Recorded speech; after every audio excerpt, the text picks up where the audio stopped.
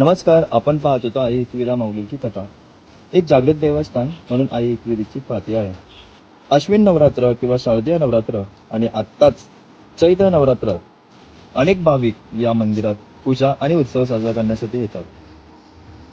चैत्र नवरात्रीत म्हणजेच येणाऱ्या 19 मार्च ते 26 मार्च पर्यंत तिथे चैत्र नवरात्रीची जत्रा भरणार आहे. या यात्रेत औचित्य साधून देवीचे भक्तगण दर्शन घेण्यासाठी नवस फेडण्यासाठी येथे येतात.